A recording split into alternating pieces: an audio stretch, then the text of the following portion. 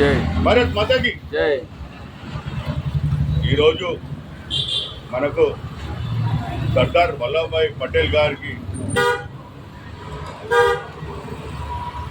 అతని పాదాల నమస్కారం చేస్తూ, అతను లేకుంటే, అతని ఇంట్రెస్ట్ పెట్టకపోతే ఈరోజు మనకు హైదరాబాద్ అనేది దక్కకపోతుండే. ఇదే నిజాము ఆర్మీని పెట్టుకొని ఆయన ఒక మినీ పాకిస్తాన్ అవుతుండే. ఇది సింగపూర్ కంట్రీ చిన్నగా ఉండదో అట్లనే ఇది మినీ పాకిస్తాన్ అవుతుండే హైదరాబాద్లో. మనం అందరం హిందూస్లో ఉంటుండేమో లేదో చనిపోతుండేను. ఇది బికాజ్ ఆఫ్ సర్దార్ వల్లభాయ్ పటేల్ గారు. అతన్ని ఎప్పుడు మనం మర్చిపోవద్దు. ఈ యొక్క ప్రోగ్రాం చేసేది కూడా లిబరేషన్ డే తెలంగాణ వచ్చిన దినం కూడా చేసేది Bharatiya Janata party. Central government approval చేసి, ఎప్పుడైతే టీఆర్ఎస్ గవర్నమెంట్ ఉన్నా చేయలే, కాంగ్రెస్ ఉన్నా చేయలే. ఇన్ని సంవత్సరాల నుంచి కేవలం ఏకైక పార్టీ బీజేపీ పార్టీ చేసింది. ఇది ప్రతి ఒక్క తెలంగాణ అక్క చెల్లె తమ్ముడు అన్నదమ్ములు అందరూ బీజేపీ పార్టీని గుర్తించాలి. ఇదే సర్దార్ వల్లభాయ్ పటేల్ గారు కూడా జమ్మూ అండ్ కాశ్మీర్ అది ఒక రాజు ఇచ్చేసిండు.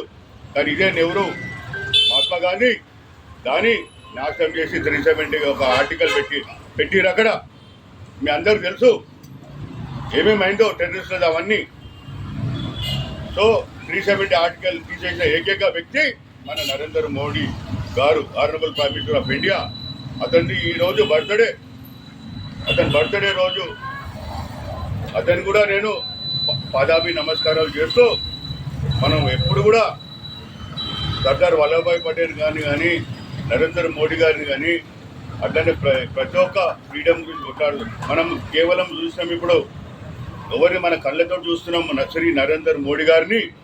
అట్లనే మనం అబ్దుల్ కలాం గారిని కూడా చూసినాం, ఏం డబ్బులు లేకుండా, ఏం ఒక రూపాయి కమాయించకుండా. అట్లనే మనం నితీష్ కుమార్ గారిని కూడా చూసాము, ఎక్స్-సీఎం. అతను కూడా ఏం డబ్బులు కమాయించలే.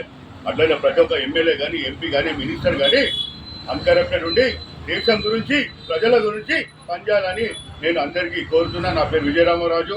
ఈ యొక్క వీడియో మ్యాక్సిమం షేర్ చేయండి.